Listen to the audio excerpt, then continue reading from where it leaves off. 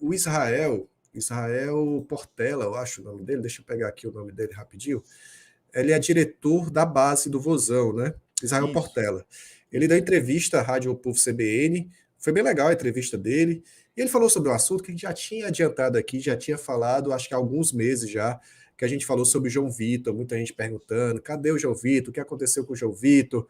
E ele falou o que a gente já tinha até adiantado, cara, que era uma questão de extracampo mesmo, é uma questão de alguns garotos realmente, assim, não serem trabalhados pelo Ceará, né, essa parte de que vai além da parte psicológica.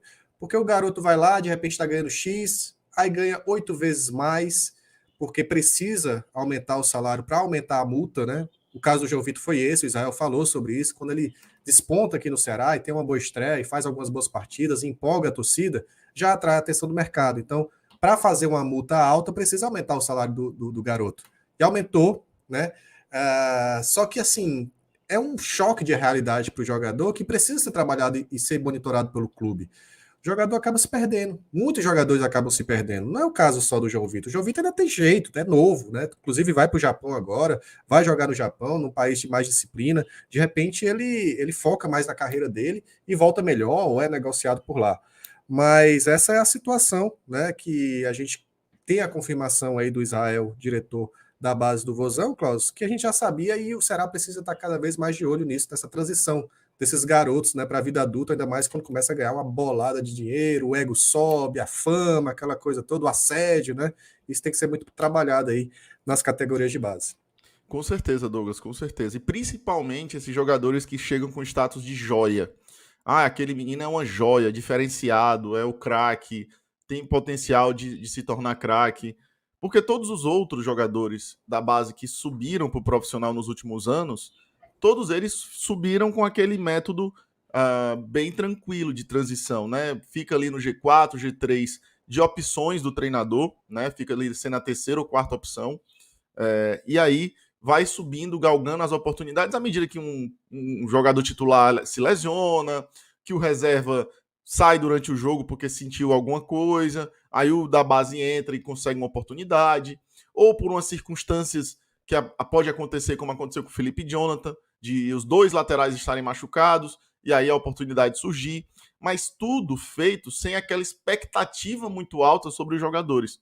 Sabiam que os jogadores estavam mostrando a qualidade para estar no profissional, mas dentro de uma realidade, pés no chão, de saber que é uma construção e que não é da noite para o dia, assim como fizeram também com Arthur Cabral. Arthur Cabral que fez um gol pela Copa do Brasil no time profissional do Ceará contra o Tupi e só voltou a jogar profissionalmente pelo Ceará um ano depois. O gol foi em 2016 e ele só voltou a jogar no Ceará no segundo semestre de 2017, quando ele começou a se destacar ali e conseguiu fazer alguns gols na Série B. Então, levou um tempo até o próprio Arthur Cabral, a se firmar. Mas não se criou a expectativa de que o Arthur seria o camisa 9, seria o artilheiro, seria uma joia, uma revelação. E quando não se criou essa expectativa, a gente conseguiu entregar bons valores, bons jogadores, que até hoje estão contribuindo com o time profissional. E eu tenho certeza que vão ter mais surgindo por aí, porque a base vem fazendo um trabalho muito bom. Agora, com relação ao João Vitor, se criou sim uma expectativa de joia, de craque, de revelação. Obviamente, porque as primeiras atuações dele também foram empolgantes para o torcedor. Muitos lampejos técnicos de qualidade, um jogador que tinha muito recurso do drible, do 1 contra 1, mas que, obviamente, deixava claro que não tinha preparo físico. E aí, a expectativa foi associada à torcida, foi associada à imprensa e, juntamente com isso, cresceu a visibilidade dele, o salário dele subiu, e aí o garoto sentiu, acho que, na minha opinião, sentiu a falta de um apoio psicológico, mas não no sentido psicológico de, você tá aqui numa cadeira e vai conversar aqui com um psicólogo. Não. No sentido de ter ali um acompanhamento de alguém que o conduza a enfrentar ou a aprender essa passagem, né, de um jogador da base para uma joia de expectativa do profissional. Como, por exemplo, o Santos sabe fazer isso muito bem.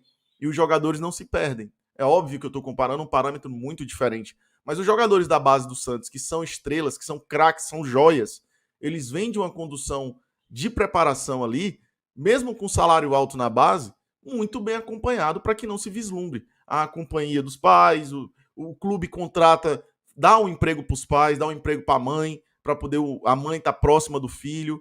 Normal, cara. Isso acontece. Para poder a mãe e o pai estarem próximos do filho.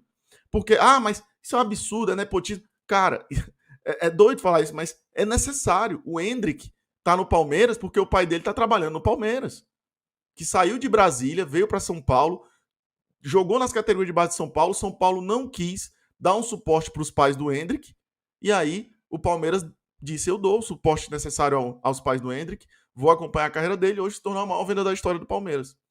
Então, realmente, é preciso esse acompanhamento. Eu não sei a situação familiar do João Vitor, mas obviamente que ele se perdeu um pouco na carreira, se perdeu um pouco no foco, e não soube conduzir bem. Principalmente como o próprio Israel citou na entrevista, que foi muito boa, inclusive, muito sincera, muito humilde do Israel. É o tipo de pessoa que a gente percebe que tem a sensibilidade para entender a importância da categoria de base, mas ao mesmo tempo também está ali muito atento a esses detalhes humanos para poder olhar para o jogador que está na base como um ser humano em desenvolvimento. E o Israel me mostrou ter essa sensibilidade.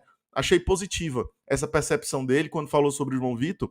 E aí, cara, o João Vitor se perdeu. Se a gente tem a condição hoje de recuperar o João Vitor e a melhor maneira é emprestá-lo, que bom que isso possa ser feito. Porque quando ele voltou à base, depois que passou pelo profissional, ele se perdeu completamente. É como o Israel disse, ele ficou flutuando sem um jogador que já pisou no profissional por alguns jogos e voltou para a base. E aí ele já quebrou a expectativa de voos, né, da carreira do João Vitor, frustrou ele, provavelmente, frustrou o atleta, e aí ele se perdeu. Então é muito delicada essa transição de joias. Então o João Vitor foi para o Japão e eu achei a melhor opção mesmo.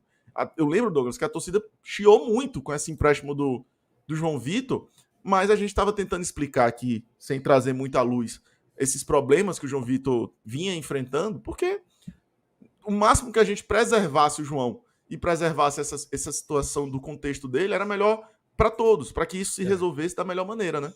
Sim, até porque se a gente vai que chega lá nos caras do Japão, que o cara tava meio indisciplinado por aqui. Importante é que ele foi emprestado, né? Ele foi emprestado aí pro time do Tóquio Verde do Japão. Tomara que ele tenha sucesso por lá, tomara que ele recupere o futebol dele, tomara que ele retome a confiança. O João Vitor também teve alguns problemas físicos, é bom lembrar isso, não foi só essa parte. Ele teve algumas contusões, mas sim, essa parte psicológica pesou muito, né? Imagina, de repente ele está sendo tratado como uma joia, está ali com oportunidade na equipe profissional, entrando, né, na principal equipe do Ceará, e aí de repente vai para a base, e nem na base estava sendo titular, então tudo isso ele teve que lidar, ainda jovem, jogador que tem o seu potencial, e tomara que lá no Japão ele consiga, né, recuperar esse potencial que ele já mostrou por aqui. Fala galera, você acabou de assistir um corte aqui no BPR, então já sabe, né? Deixa o teu like, compartilha com os amigos, se inscreve se não for inscrito ainda aqui no Bora Pro Racha e pode ficar ligado por aqui que tem muito mais assunto sobre o Vozão, tá bom? Então fica ligado, bora Vozão, bora pro Racha.